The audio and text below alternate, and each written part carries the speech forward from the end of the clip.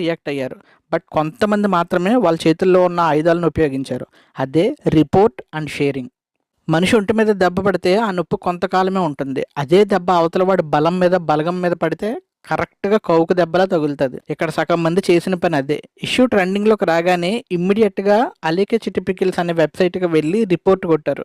ఈ ఇష్యూ మీద నాలాంటి యూట్యూబర్స్ వీడియోస్ చేస్తే ఆ వీడియోస్ని వాళ్ళ ఫ్రెండ్స్ అండ్ ఫ్యామిలీస్కి షేర్ చేశారు. సో అలీకే చిటిపికిల్స్ వాళ్ళు ఆటోమేటిక్గా ఎక్స్ప్లోర్ అయ్యారు. సింపుల్ అబ్బా, జనం ఆదరించినంత వరకే ఎవడైనా ఆధిపత్యం చలాయించగలడు. ఒక్కసారి వాళ్ళు వద్దు అనుకున్నారంటే ఇంకా సర్దుకోవాల్సిందే. ఒక చిన్న మిస్టేక్, నోటి దురద వల్ల వెబ్సైట్ బ్లాక్ అయిపోయింది, బిజినెస్ క్లోజ్ అయిపోయింది, ఫేమ్ పోయింది, అన్నిటికన్నా ముఖ్యంగా నమ్మకం పోయింది.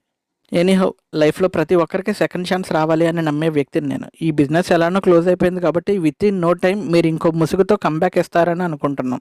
అండ్ మనిషిగా పుట్టిన ప్రతి ఒక్కరూ తెలుసుకోవాల్సింది ఏంటంటే జీవితం